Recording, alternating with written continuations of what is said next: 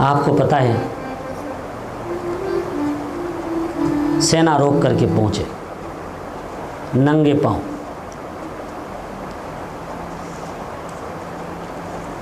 और जब प्रभु श्री राम का और भरत का आमना सामना हुआ तो भरत ने देखा कि एक पर्ण कुटीर में घास फूस की झोपड़ी बना करके, रेशमी वस्त्रों को त्याग करके, राजकीय पोशाक को त्याग करके, एक निर्धन की भांति वो कुटी देख करके भरत और सामने राम को, लक्ष्मण भाभी सीता को देख करके, तीनों को देखकर आकाश की तरफ देखा एक बार और हिम्मत नहीं हुई भैया के पास जाने की, गिर पड़े बेहोश। कैसे सफाई दूं? मेरे कारण इन तीनों को दुख उपस्थित हुआ।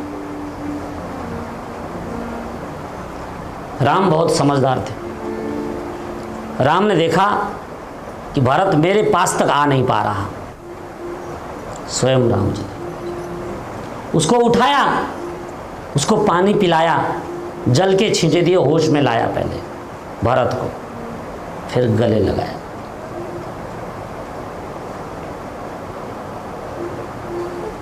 पास में बिठाया गया, साथ में कुछ गुरुजन भी पैदल गए हुए थे,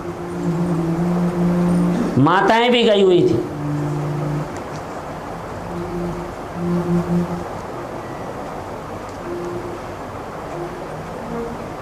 वह पर्ण कुटीर की जो दशा थी, पानी पीने के लिए मटका था मिट्टी का, सब कुछ, सोने के लिए घास, सूखा हुआ घास बिछाया गया था।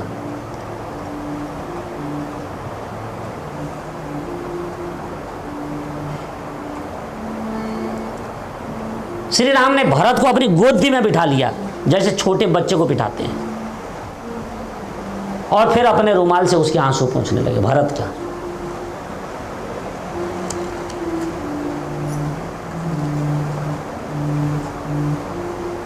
दोनों बातचीत नहीं कर पा रहे हैं आपस में। बातचीत कहां से शुरू की जाए, यह न राम को समझ में आ रहा है और न भरत को समझ में आ रहा।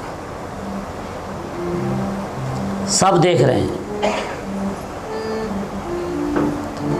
अंततो गत्वा हिम्मत करके राम ने ही कहा, भरत तू होश में तो है, तू आंख खोल, तू मेरे से कुछ बात तो कर, तुझे किसका भय है?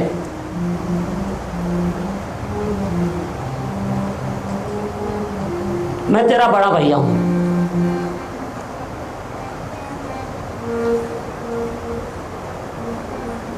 तू एक बार बातचीत कर मुझसे।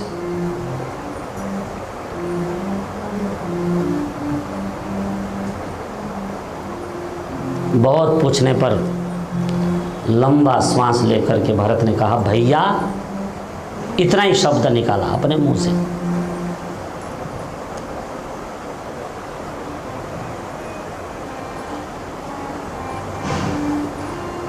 सीता ने ला करके उस मिट्टी के गिलास में अपने हाथ से पानी पिलाया भरत को।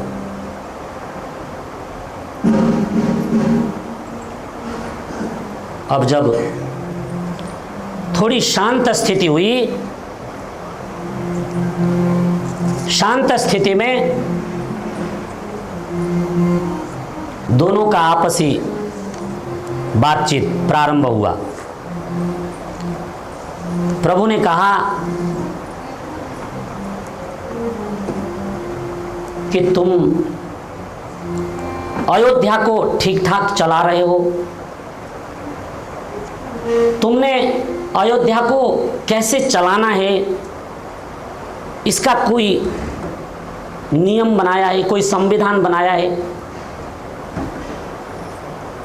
कोई डायरी बनाई है,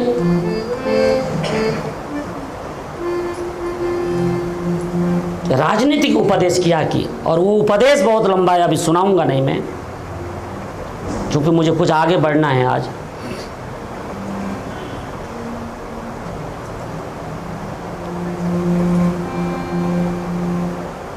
भरत कुछ बोले नहीं, चुपचाप सुनते रहे। जब थोड़ी देर के बाद, आधे घंटे के बाद ऐसा थोड़ा सा होश आया अच्छी तरह, या वो चेतना जागृत हुई, तब उन्होंने लंबा श्वास लेकर के कहा, पिताजी नहीं रहे। पहली बार भरत के मुख से प्रभु श्री राम ने, लक्ष्मण ने और सीता ने जब ये सुना कि पिताजी नहीं रहे,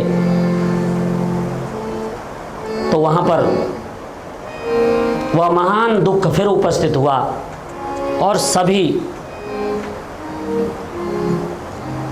शोक में डूब गए।